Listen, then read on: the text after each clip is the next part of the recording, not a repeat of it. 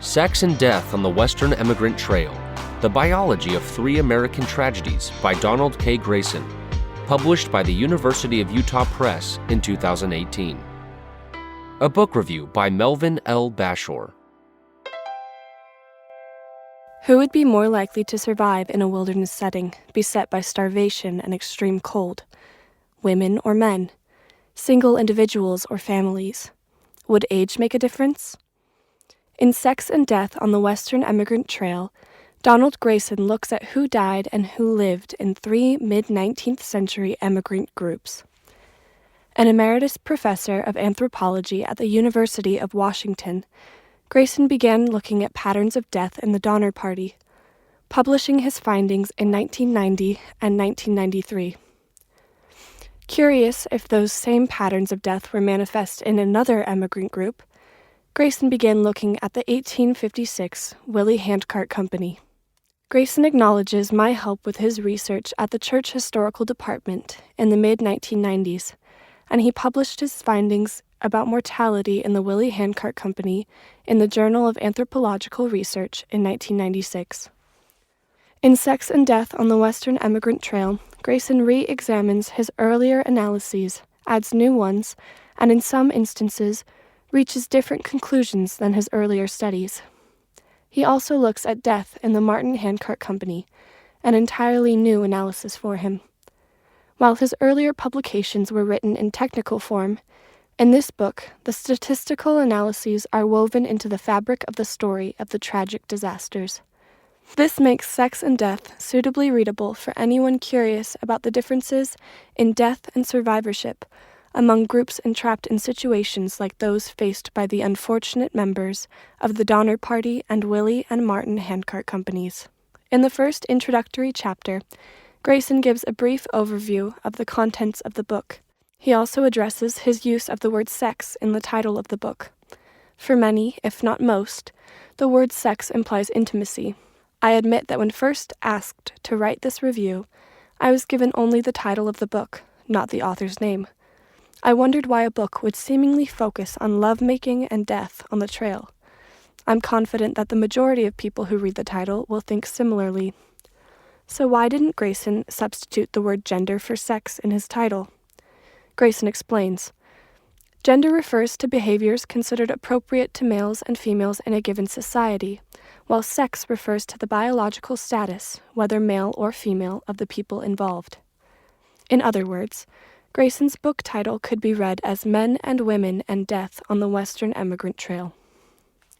The second chapter contains a general overview of those overland companies that traveled to California and Oregon before the Donner Party sallied forth in 1846.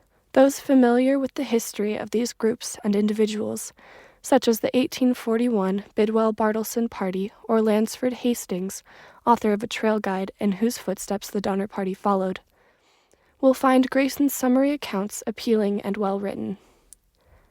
They will not be bored with their recitation.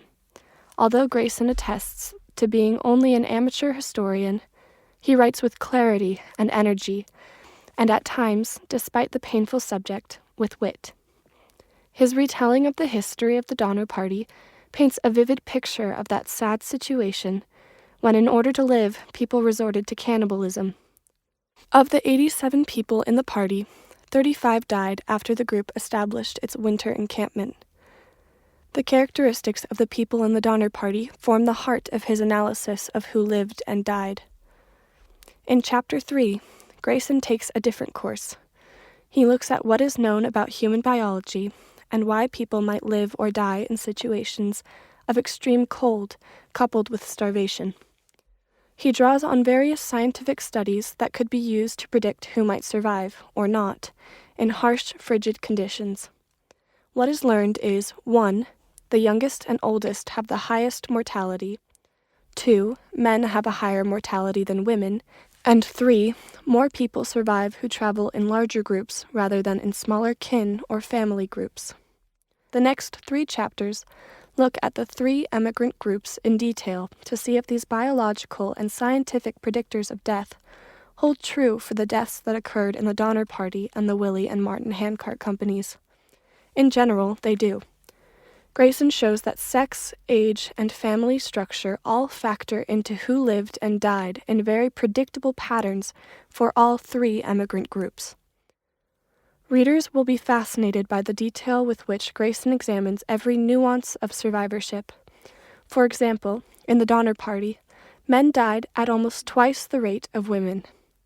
In regard to the relationship between age and days to death, counting from the day that the first person in the company died, among men, the youngest survived the longest and the oldest died first.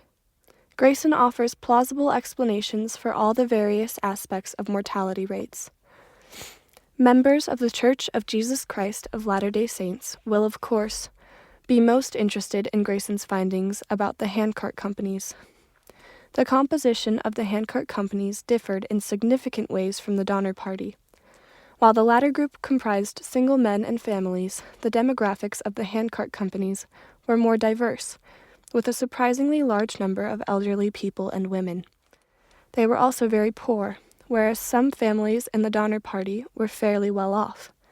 Members of the handcart companies, both old and young, male and female, ventured forth across the plains for religious and economic reasons, principally because they were exposed to the cold for a longer time than the handcart companies. 46% of Donner Party members died. By comparison, of the 442 members of the Willie Company who continued west of Florence, Nebraska, 16.1% died. But the death rate of men was significantly higher in the Willie Company. The ratio of male to female mortality in the Willie Company is even higher than it is in the Donner Party, 3.0. Every aspect of the demographics in the handcart companies is examined: single women, single men, single mothers with children, single fathers with children, both parents with children, parents without children, siblings, and so forth.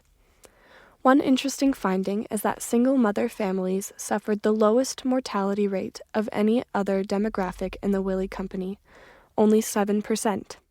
Why? These women traveled without more vulnerable to dying older men, were given the assistance of younger men who had been appointed to help them, and had fewer younger children than the traveling groups that had both a mother and a father.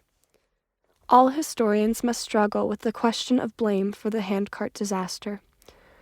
Grayson faults Brigham Young for not owning up to being at least partially responsible for what happened, but commends him for his decisive actions in launching the rescue effort.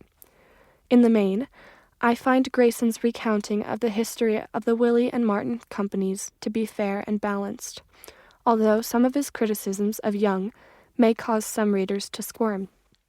I might quibble with one observation that Grayson made about the relative difference between energy expenditure and food supplies of the two handcart companies. He writes, "Even though the Martin Company was on its own and exposed to severe cold longer than the Willie Company, their energy expenditure during some of those days was reduced by the two extended periods they spent in camp. These occurred between October 23rd and 29th, while camped along the Platte River, and between November 4th and 9th, while at Martin's Cove. Equally important is the fact that while Willie's group ran out of food, Martin's company did not. While at the Bessemer Bend camp on the Platte River, October 23rd through 29th, the Martin Company held a meeting to decide what they should do with their scant remaining flour. They had enough for one day, a portion of 8 ounces for adults and 4 ounces for children. They decided to try and make that small amount last for 3 days. They supplemented it by boiling the bones of oxen and cattle that they killed. 3 express riders from George D. Grant's Small Relief Company, then sequestered at Devil's Gate, were sent ahead to try and find the Martin Company. When they found them on October 28th, children were eating bark from willows. Years later, Josiah Rogerson, a 15-year-old member of the Martin Company, remembered that 6 to 8 people died every day. The Martin Company may have had enough food when they left the Bessemer Bend camp on October 29th to subsist on short rations. They had to push their handcarts about 30 miles before they met up with Grant's Relief Company at Gracewood Creek. They ate the last of their meager flour rations on October 31st. It took them that entire day to get to Grant's wagons. Unfortunately, Grant was low on provisions, so they had to survive on diminished rations the whole time they were at Devil's Gate and in Martin's Cove. I guess it could technically be said, as Grayson argues, that the Martin Company was never out of food, but the deficient food situation certainly merits mention. It may also partly explain why the Martin Company was so weak from the effects of cold and starvation at the Platte River and Martin's Cove that 16 to 18 people died and were buried in a grave 8 days after leaving the cove, possibly one of the largest mass graves in overland emigration history. In the book's last chapter, the author discusses the question of if men and women learn their gendered behaviors, or if there is a biological factor behind gender differences. For instance, is there a cultural or a biological reason for why men are hunters and women are gatherers? Humans are certainly cultural beings, but when people are starving and freezing in the wilderness, Grayson argues the results are governed by human biology, and the results are remarkably predictable. Sex and Death offers a fresh way of looking at these tragic emigrant trail disasters. Many readers will certainly wonder what the outcome might have been had not the two handcart companies received timely rescue. Would these two religious companies have resorted to eating their comrades to stay alive? It's hard not to ponder this question when reading Sex and Death. About the author. Melvin L. Bashore retired after 37 years with the Church Historical Department. He created the Mormon Pioneer Overland Travel Database on history.churchofjesuschrist.org/overlandtravel/. Before retiring in 2013, he served several years on the Church History Board of BYU Studies Quarterly. He has published numerous articles on trail history, including Mortality on the Mormon Trail, 1847 to 1868, BYU Studies Quarterly 53, No. 4, 2014, 109 to 123, co-authored with H. Dennis Tolley. This is an audio production of BYU Studies, read for you by Dylan Wright and Sydney Simpson. BYU Studies publishes scholarship informed by the restored gospel of Jesus Christ. For more information and access to articles, essays, and more, visit byustudies.byu.edu.